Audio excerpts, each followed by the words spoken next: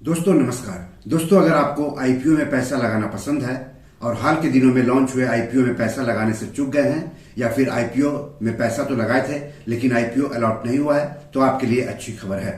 5 मार्च को जेजी केमिकल्स का IPO launch हो रहा है।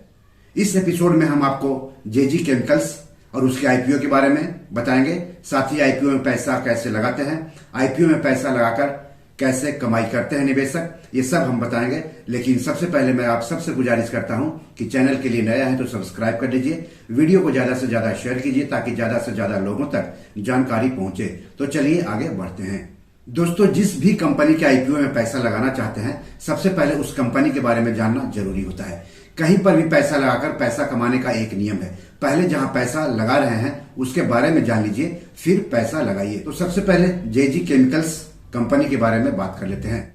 तो झुनझुनवाला परिवार प्रोमोटेड बीडीजे ग्रुप की कंपनी है जेजी केमिकल्स।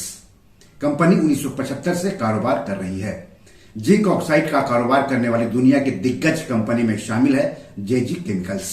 जिंक ऑक्साइड का इस्तेमाल दवा, cosmetics, tyre, automobile, paints, coatings, मानव भोजन, जानवरों के भोजन, कृषि, सेरामिक्स, सैनिटरी वेयर, लेटेक्स, रक्षा समेत कई जगहों पर होता है। अब जेजी केमिकल्स के आईपीओ के बारे में जान लेते हैं। तो आईपीओ 5 मार्च को खुलेगा और 7 मार्च को बंद हो जाएगा, यानी जो आवेदक हैं वो 5 मार्च से लेकर 7 मार्च तक इसमें आवेदन कर सकते हैं।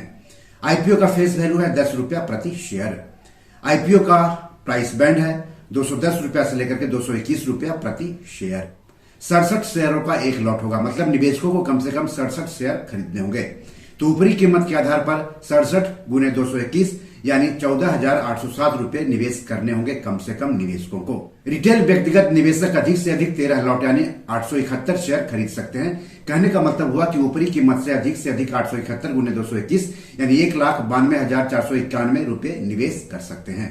कंपनी इस आईपीओ के जरिए 251.19 करोड़ रुपए जुटाएगी। कंपनी इस आईपीओ के तहत 165 करोड़ रुपए के नए शेयर बिक्री के लिए जारी करेगी। कंपनी इस आईपीओ के तहत ओएफएस यानी ऑफर फॉर सेल के जरिए मौजूदा प्रोमोटर्स और शेयर होल्डर्स के 86.19 करोड़ रुपए के शेयर बेचेगी।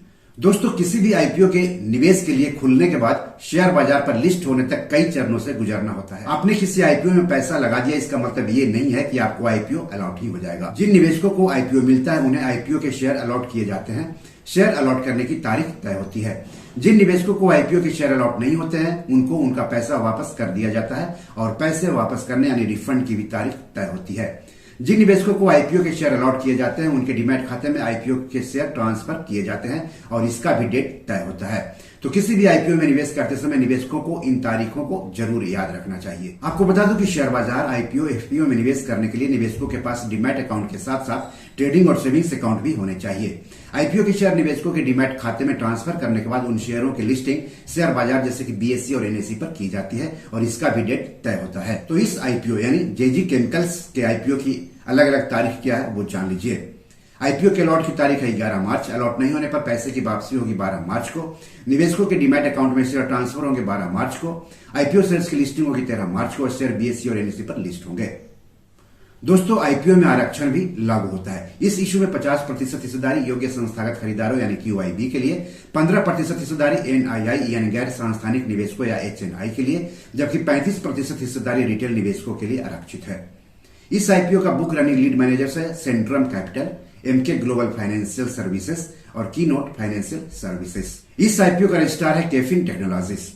कंपनी इस आईपीओ के तहत नए शेयरों की बिक्री से मिले पैसों का इस्तेमाल कहां करेगी ये भी जानना जरूरी होता है। तो नए शेयरों की बिक्री से मिली रकम का इस्तेमाल कंपनी अपनी सामग्री सहायक कंपनी अर्थात बीडीजे ऑक्साइड्स द्वारा लिए गए सभी या कुछ उधारों का पूर्ण या आंशिक पुनर्भुगतान या पूर्व भुगतान में करेगी। इसके अलावा आंध्र प्रदेश के नायडूपेटा स्थित R&D सेंटर में स्थित एक अनुसंधान और विकास केंद्र की स्थापना के लिए करेगी। इसके अलावा कंपनी की दीर्घकालिक कार्यशील पूंजी आवश्यकताओं के वित्त पोषण यानी फंडिंग के लिए करेगी और फिर सामान्य कारपोरेट उद्देश्यों के लिए भी कुछ पैसों का इस्तेमाल करेगी। फिर से कंपनी की बात कर लेते हैं तो कंपनी के प्रोमोटर्स सुरेश झुनझुनवाला, अनिरुद्ध झुनझुनवाला और अनुज झुनझुनवाला हैं। कंपनी की 3 मैन्युफैक्चरिंग इकाई है। कंपनी के फिलहाल 200 लोकल और 10 से ज्यादा देशों में 50 वैश्विक ग्राहक हैं। कंपनी का बाजार पूंजीकरण यानी मार्केट कैपिटलाइजेशन 866 करोड़ रुपए है। दोस्तों, शेयर बाजार में किसी भी शेयर या आईपीओ में निवेश करने से पहले अपने वित्तीय सलाहकार से बात जरूर कर ले। ऐसा नहीं करने पर आपको आर्थिक रूप से नुकसान उठाना पड़ सकता है। तो अगर आपने रिस्क और रिटर्न को ध्यान में रखते हुए इस आईपीओ में निवेश करने का फैसला कर लिया है, तो जान लेते हैं कि किसी भी आईपीओ में निवेश कैसे करते हैं। तो share market, rights issue, IPO, FPO में निवेश करने के लिए निवेशकों के पास सेविंग्स अकाउंट के साथ साथ ट्रेडिंग और डीमैट अकाउंट भी होने चाहिए। सेबी रजिस्टर्ड शेयर ब्रोकर्स के पास ट्रेडिंग और डीमैट अकाउंट खुलवाएं। हालांकि सेविंग्स अकाउंट बैंक के पास खुलवा सकते हैं। कई शेयर ब्रोकर्स तीनों अकाउंट की सुविधा देते हैं। तो डीमैट अकाउंट के जरिए ही किसी भी आईपीओ में पैसे लगा सकते हैं। निवेशकों के डीमैट अकाउंट में ही आईपीओ से संबंधित फॉर्म रहता है, जिसे ऑनलाइन भरना होता है। आईपीओ के संबंध में जानकारी के लिए अपने शेयर ब्रोकर से बात करें। शेयर ब्रोकर यानी जहां पर आपका डीमैट खाता है। सवाल है कि आईपीओ क्या होता है और निवेशक इसमें पैसा लगाकर कैसे पैसा कमाते हैं। आईपीओ यानी इनिशियल पब्लिक ऑफरिंग, हिंदी में इसको आरंभिक सार्वजनिक निर्गम यानी आरंभिक सार्वजनिक पेशकश कहते हैं। आईपीओ लाने वाली कंपनी आईपीओ के जरिए शेयर बाजार पर लिस्ट होती है और अपने शेयरों की बिक्री करके पूंजी बाजार से पैसे जुटाती है। वहीं दूसरी ओर निवेशक भी इन आईपीओ में पैसा लगाकर पैसे कमाते हैं, बशर्ते आईपीओ अच्छी कंपनी का हो। सवाल है कि आईपीओ से निवेशक कैसे कमाते हैं।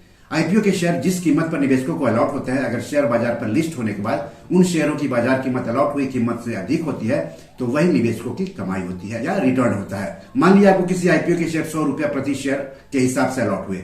शेयर बाजार में लिस्ट होने के बाद उन्हीं शेयरों की बाजार कीमत अगर 150 रुपए प्रति शेयर पर पहुंच गए, तो जो 50 रुपया है वही प्रति शेयर कमाई है। तो दोस्तों, बी योर मनी मैनेजर में आज इतना ही। धन्यवाद, नमस्कार।